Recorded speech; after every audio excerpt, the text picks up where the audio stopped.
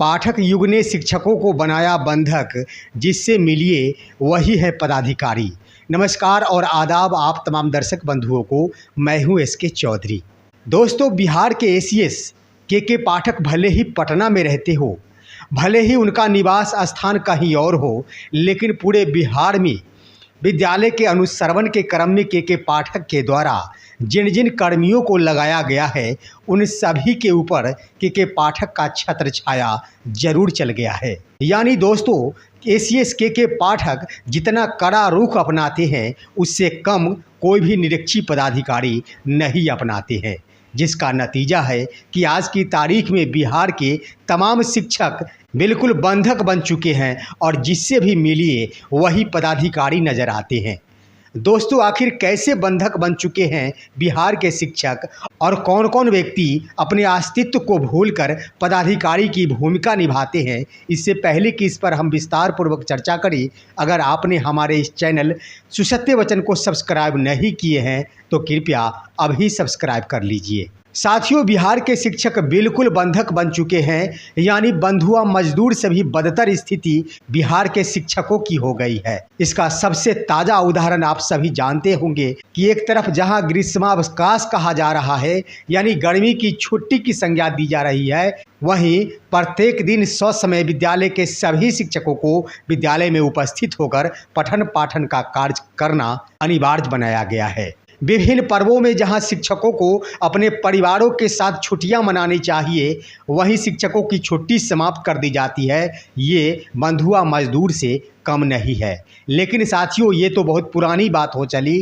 कई ऐसे मुद्दे हैं जिसके आधार पर शिक्षक बिल्कुल बंधुआ मजदूर बन चुके हैं, और इसका ताज़ा उदाहरण, सबसे सटीक उदाहरण मिलता है बिहार के सिवान जिले से। साथियों, बिहार के सिवान जिले के जिला शिक्षा पदाधिकारी ऐसे पदाधिकारी बन चुके हैं मानो जैसे उनके ऊपर के पाठक का सरताज चढ़ गया हो।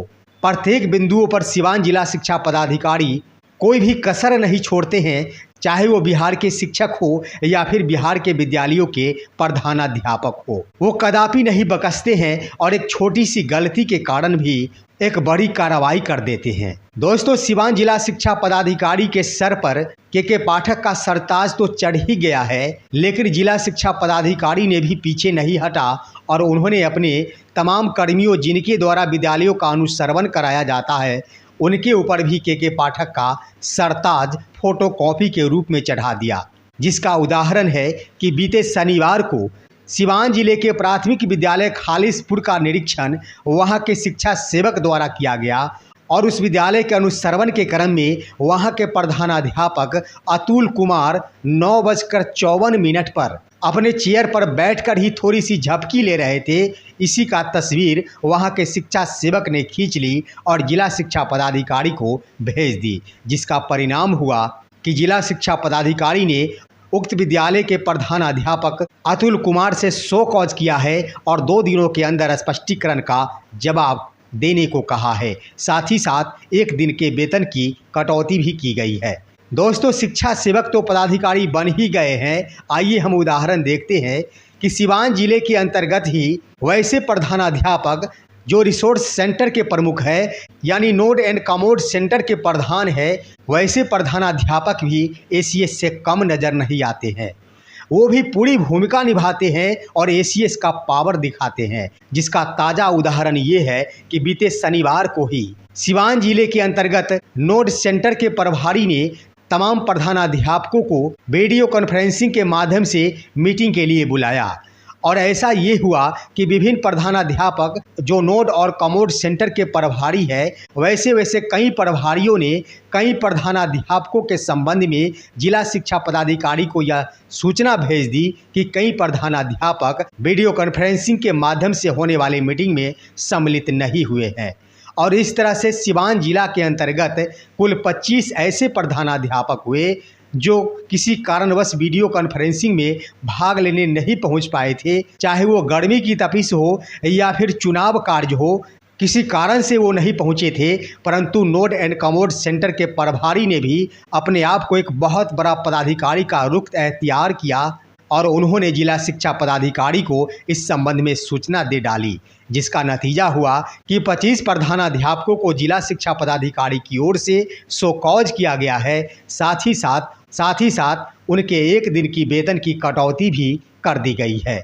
साथियों, आपने देख लिया कि एक तरफ जहां शिक्षा सेवक पूरी तरह पदाधिकारी की भूमिका निभाते हैं, तो वहीं प्रधानाध्यापक भी पीछे हटने को तैयार नहीं है। मानो वैसे प्रधानाध्यापक जो रिसोर्स सेंटर के प्रभारी है, उनके ऊपर भी एसीएस के पाठक का रंग चढ़ाया है और वो भी अपना पूरा खौफ दिखाते हैं। लेकिन इस बात पर एक बार भी चर्चा नहीं करते कि आखिर नोट एंड कमोड सेंटर के रखरखाव के लिए लाखों रुपए आए थे, उनमें से कितने रुपयों का उचित खर्च किया गया, जो भी खर्च किया गया वो सही दिशा में हुआ या फिर नहीं हुआ, इस पर नोट एंड कमोड सेंटर के प्रभारी को थोड़ा भी ध्यान नहीं जाता। लेकिन अपने ही समकक्ष प्रधानाध्यापकों को भी बकसने पर विचार नहीं करते हैं। साथियों, ये तो दूसरे पदाधिकारी प्रधानाध्यापक हुए। वहीं साथियों, सिवान जिले के अंतर्गत ही बीते शनिवार को वहां के बीपीएम द्वारा विद्यालय का इस तरह से निरीक्षण किया गया कि कई ऐसे प्रधानाध्यापकों का भी वेतन रोक दिया गया। सिवान जिले के बीपीएम का ऐसा हसर है कि उनके द्वारा प्रतिदिन प्रत्येक विद्यालयों में जा जाकर प्रत्येक रजिस्टरों की जांच की जाती है। अगर कोई भी रजिस्टर का संधारण उस तिथि को अभी तक अधूरी है, फिर भी इसकी अनुशंसा जिला शिक्षा पदाधिकारी को भेज दी जाती है। किसी भी प्रधानाध्यापक द्वारा अगर एक दिन पहले तक अपडेट है और जिस तिथि को निरीक्षण किया जाता है उस तिथि को अपडेट करने की प्रक्रिया भी जारी कर दी गई है, परंतु पूरी तरह अपडेट नहीं हुई है, यानी उसे अधूरा मानकर उसका अनुशंसा भेज दिया जाता है, जिसका परिणाम होता है कि वैसे प्रधानाध्यापकों के ऊपर शो कॉज हो जाता है और उनके वेतन की कटौती हो जाती है। और ये ताज़ा उदाहरण है सिवान जिले में लगभग बीते शनिवार को इतने ज़्यादा संख्या में प्रधानाध्यापक नजर आए जिनके ऊपर शो कॉज किया गया। उसका प्रमुख वजह ये था कि विभिन्न प्रकार का रजिस्टर, जैसे एमडीएम रजिस्टर या फिर छात्र उपस्थिति पंजी, उसका पूर्ण रूपेण संधारण नहीं हो पाया था और उन सभी की वेतन की कटौती कर ली गई। साथियों, ये हश्र हो चुका है बिहार के शिक्षा विभाग का और इसे यही कहा जा सकता है कि भले ही प्रधानाध्यापक अपने आप को एसीएस से कम नहीं समझते हो, भले ही शिक्षा सेवक अपने आप को एसीएस से कम नहीं समझते हो, भले ही बीपीएम और बीआरपी अपने आप को एसीएस से कम नहीं समझते हो, लेकिन वो दिन दूर नहीं जब के पाठक किसी को भी नहीं छोड़ेंगे और उन सभी के ऊपर गाज गिरना शुरू हो जाएगा। साथियों, शिक्षा सेवक अपने आप को नहीं देखते। वही जिला शिक्षा पदाधिकारी सिवान जिले के द्वारा पिछले महीने एक वैसे शिक्षा सेवक जो भ्रष्टाचार के रूप में पकड़े गए थे, उन पर ये आरोप था कि जब उन्होंने विद्यालय का अनुश्रवण किया और जो शिक्षक अनुपस्थित पाए गए थे उसके एवज में उनके द्वारा पैसों की मांग की गई थी, और जब शिक्षक द्वारा जिला शिक्षा पदाधिकारी को इसकी सूचना दी गई तो वैसे शिक्षा सेवक की सेवा ही समाप्त कर दी गई। तो साथियों, भले ही शिक्षक सह लेते हो, चुप है इसका मतलब ये नहीं कि शिक्षक कुछ नहीं समझते।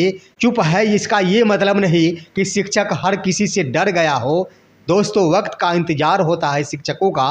बड़े बड़े को नहीं छोड़ा है, सीएम नीतीश कुमार को नहीं छोड़ा है, तो आखिर शिक्षा सेवक हो या फिर निरीक्षी पदाधिकारी बीपीएम हो या फिर बीआरपी क्यों न हो, सबक तो जरूर सिखाएंगे बिहार के तमाम शिक्षक। तो इन तमाम बिंदुओं के आधार पर दोस्तों कहा जा सकता है कि शिक्षक इन बातों को समझते हैं। उन्हें बंधक बनाते हुए बंधुआ मजदूर की तरह उनसे कार्य लिया जा रहा। आखिर ये कितने दिनों तक चुप रहेंगे? ज्यादा दिनों तक चुप नहीं रह सकते। जब भी वक्त मिलेगा बिहार के शिक्षक उस मौके को कदापि नहीं गंवाएंगे। जब ऐसे पदाधिकारी खुद को एसीएस समझते हैं, थोड़ी सी भी भ्रष्टाचार में अगर वो पकड़े गए, शिक्षक कदापि नहीं बख्शेंगे और उनका भी उस दिन वही हश्र होगा जो आज बिहार के शिक्षकों का हो रहा है। साथियों, ये थी आज की अहम खबर, लेकिन वीडियो के अंत में हम ये कहना चाहेंगे कि भले ही शिक्षक को बंधक बना लिया गया हो, लेकिन बंधक में रहकर भी शिक्षक शान से जीते हैं, वक्त का इंतजार करते हैं। आप सभी हमारे इस वीडियो को लाइक करेंगे, साथ ही साथ इन बिंदुओं पर आप अपनी राय भी देंगे और तमाम दोस्तों के पास इसे शेयर कर देंगे। हम फिर मिलेंगे आपसे अगले वीडियो में। तब तक के लिए कहते हैं जय हिंद, जय भारत दोस्तों।